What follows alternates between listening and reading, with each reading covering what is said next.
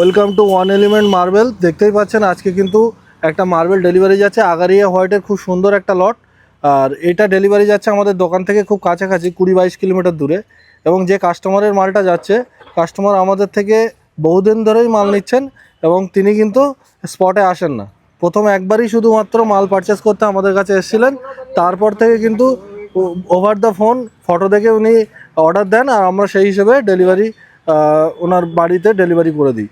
প্রত্যেকটা মাল এক এক পিস একদম নিপুণভাবে নিখুঁতভাবে মেজারমেন্ট চলছে।